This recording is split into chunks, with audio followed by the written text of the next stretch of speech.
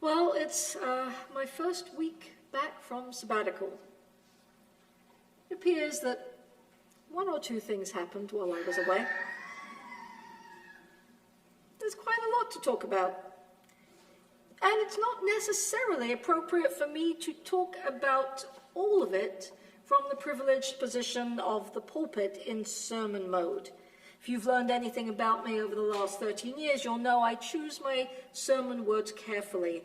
And I do understand that some things need to be conversations or opportunities to study and to reflect together. Not everything belongs in a sermon. That said, as I was thinking about what might be most important, what might be most needed as I come back from my first full Shabbat at Congregation B'nai Shalom, I kept hearing the same answer inside as I contemplated what this sermon might be about. Just check in. Just check in. I've been away for 3 months. Our country looked quite different back in mid-December. Europe looked quite different back in mid-December. Israel looked quite, oh, never mind, not so much. I'll be honest. Being away gave me the privilege of choosing to check out. My social media filled with cute animals and amazing pickleball rallies. And for some, taking a rest from social media and news might be the mental health break that you need, and you should take it. Personally, I have found reading my news from some trusted legacy sources to be better for my equilibrium than listening to the news. But I'm also a visual learner, and for those who absorb information by listening better than they do by reading, that might not be a helpful tip. Also, in this moment, I'm not really planning to get into specific actions, whether those conducted by our government or others in positions of power. Not tonight. There will be time, and I will take the time to think more deeply about the ethics and the Jewish values that are core to who we are and how they may speak to the moment that we find ourselves in.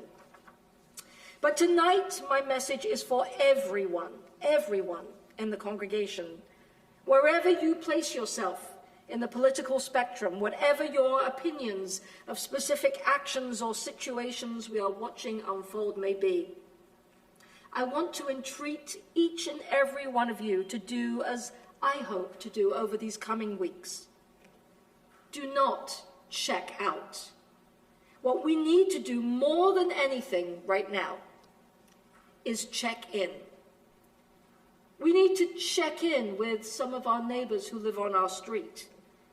We need to check in with the people who live in our town. And we need to check in with each other right here in the congregation. Now, I'm not suggesting that you go up to a complete stranger and ask them how they're doing, not unless you really want to deeply listen to what they may have to say. And that would be true actually for anyone you check in with. But I am asking you to reach out beyond that small circle of close friends who you think might hold beliefs that are just like yours. Because what I'm hearing is that many folks are feeling angry, and many folks are feeling self-righteous.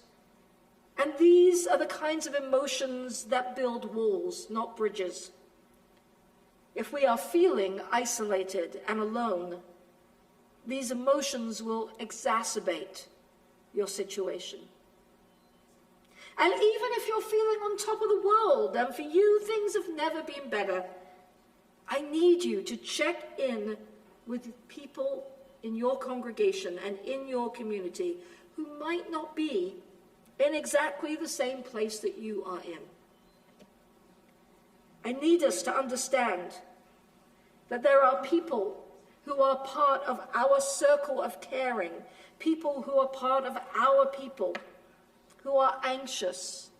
Some are terrified. Some are too depressed to leave their homes.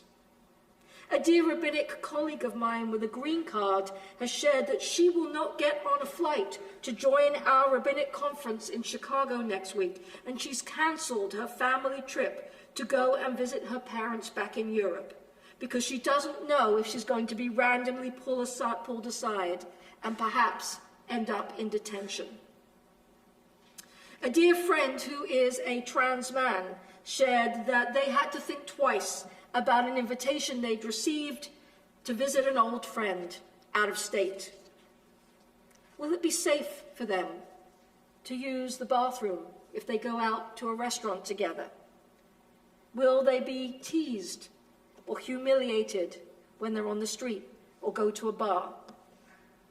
Or worse.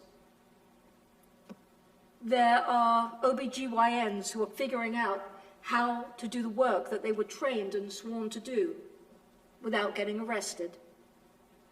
There are students who are partway through graduate courses. This happened to a member of our family, who just learned that their federally funded scholarship is no longer federally funded, and they were given 2 weeks by their college to either come up with the cash or be unenrolled. Others who were offered places to study for their PhD or their medical research degree, who just received letters that rescinded those offers, who now don't know what the next step in their careers and their future is going to look like.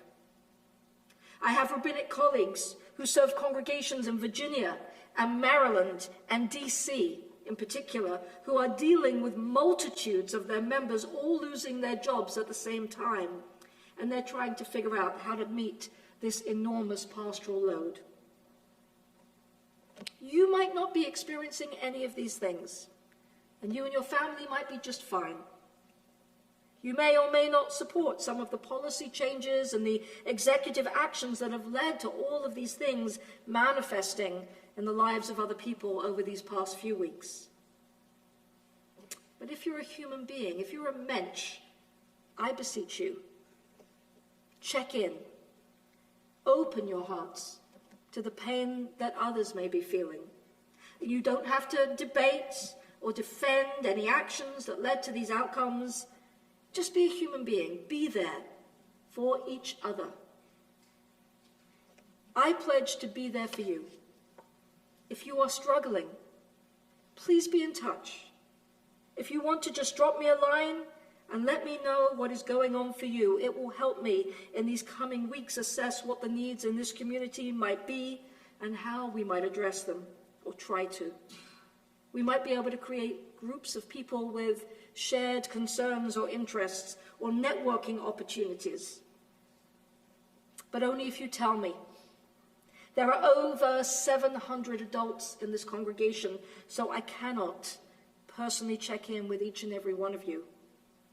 So do, please, drop me a line, check in with me, tell me what you need. And I'm asking for all of your help, each and every one of you, to check in with each other. Don't retreat and disappear from community, and don't retreat to the safety of a little bubble of like-minded people. Please talk to folks who are not exactly like you and ask how they're doing.